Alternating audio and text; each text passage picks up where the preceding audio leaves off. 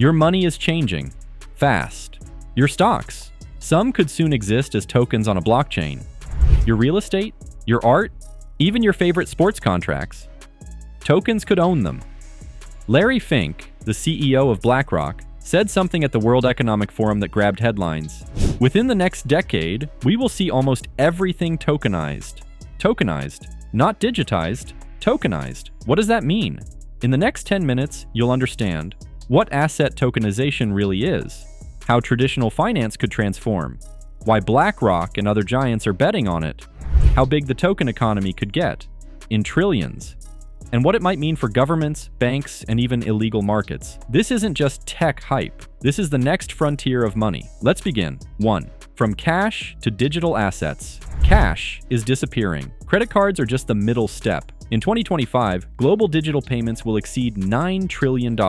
That's bigger than the GDP of Germany. But tokenization takes it further. A token is a digital representation of value. It can represent a share in a company, a piece of real estate, a rare painting, even a loan. Instead of buying stock certificates or paper deeds, you hold a token on a blockchain. Ownership becomes instantaneous, borderless, transparent. Curiosity point. What happens when trillions of dollars of assets move onto blockchain? Liquidity explodes. Fractional ownership becomes possible. You could own 0.0001% of the Eiffel Tower or the Mona Lisa and trade it instantly. 2. Larry Fink and the World Economic Forum. At the 2026 World Economic Forum in Davos, Larry Fink said, "We are entering an era where almost every asset can be tokenized. From equities to real estate, from bonds to alternative assets, tokenization is not optional. It's inevitable." Fink's BlackRock manages over $10 trillion in assets. If a fraction of that moves into tokenized assets, we are talking hundreds of billions annually in tokenized market activity. Why now? Technology, regulation, demand. Blockchains can now handle massive transactions without intermediaries. Central banks and regulators are experimenting with digital currencies, making tokenization safer.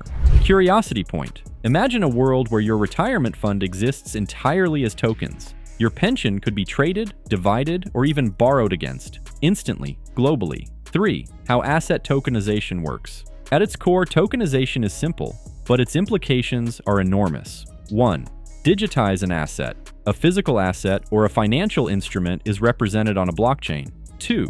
Fractionalize it. One asset can be split into thousands or millions of tokens. 3. Trade it instantly. Tokens can be bought, sold, or exchanged 24/7 across borders. 4. Automate ownership. Smart contracts handle dividends, interest, or rent automatically. Example, real estate. A $10 million office building could be divided into 10 million tokens. Each token represents $1 of the building. Now, a retail investor anywhere in the world can own a piece. Previously impossible. Curiosity point, how much liquidity could this unlock? The global real estate market is worth over $300 trillion. Even a small percentage tokenized could create trillions of dollars in digital assets. 4. The size of the opportunity. Let's talk numbers. The token economy is projected to grow fast. According to PwC, $24 trillion in traditional assets could be tokenized by 2030. The global private equity market alone is around $10 trillion. Art, collectibles, and luxury assets total roughly $2 trillion. That's just legal assets. Consider illicit markets. The global drug trade generates an estimated $420 billion annually. Money laundering, real estate schemes, and underground asset trading already exist. Tokenization could either disrupt it or make it easier to track. Curiosity point. If tokenization can handle trillions legally, how will regulators prevent illegal flows? And what if some digital assets become harder to trace? 5. Why big players are betting on it. Larry Fink isn't alone. Goldman Sachs is exploring tokenized bonds. JP Morgan has issued tokenized debt instruments. BlackRock launched experiments in tokenized ETFs and private equity. Why? 1. Efficiency. No need for custodians, clearinghouses, or brokers. 2. Global access. Anyone, anywhere can buy or sell tokens. 3. Liquidity. Assets previously illiquid, like private equity or real estate, become tradable. 4. Transparency. Blockchain makes ownership and history public, reducing fraud. Curiosity point. Imagine an art collector in Dubai selling fractions of a Picasso to investors in New York and Tokyo instantly. No auction houses, no intermediaries, just tokens. 6. Real-world examples today. Some of the early adopters are already testing tokenization. Luxury real estate in Miami, fractional ownership using tokens. Fine art, NFTs representing partial ownership of paintings. Venture capital, startups issuing tokenized equity to global investors. Debt instruments, tokenized bonds on Ethereum or private blockchains. Even sports franchises are experimenting. Curiosity point. If sports, art, and real estate can be tokenized, what's next? Stocks? Bonds? Entire companies? 7. Challenges and risks. It's not all smooth sailing. Tokenization faces hurdles. 1. Regulation. Different countries have different laws. SEC, FCA, and MAS are still figuring out frameworks. 2. Security. Hacks, wallet thefts, and smart contract vulnerabilities are real. 3.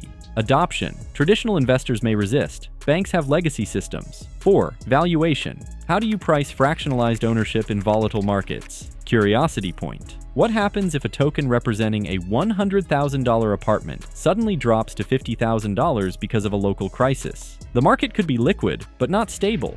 8. Tokenization versus traditional finance. Tokenization doesn't replace banks. It complements them. Banks could become asset facilitators rather than gatekeepers. Custodians, fund managers, brokers, all could be transformed. Curiosity point. What if a tokenized economy allows micro-investors to compete with institutional funds? The balance of financial power could shift dramatically.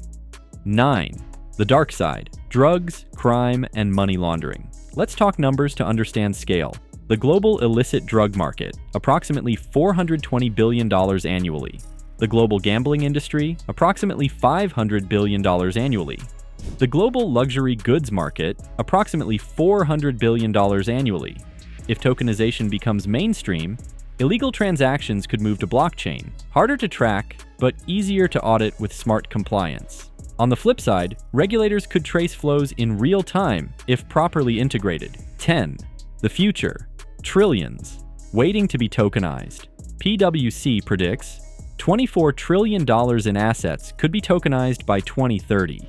Global markets could shrink fees by 30 to 50% due to efficiency. Fractional ownership could expand investment to hundreds of millions of new participants. Curiosity point. If trillions become liquid overnight, what happens to inflation, asset prices, and global wealth distribution? What it means for you. You might not own a token today. Tomorrow you could own a fraction of a New York skyscraper, shares in a startup in Singapore, a piece of Van Gogh's legacy, even revenue from a blockbuster film, all tradable 24/7, borderless, fractional, transparent. Conclusion: power, wealth, and the token economy. The token economy isn't a fad, it's a transformation. Massive global wealth could move into tokenized form. Regulators will struggle to keep pace. Larry Fink sees the future. BlackRock is preparing. Trillions of dollars are waiting. The question isn't, will tokenization happen? The question is, how fast? At what scale? And who will control it? Because in a tokenized world, ownership itself becomes power. And just like China reshaped the global economy in 40 years, tokenization could reshape global finance in just a decade.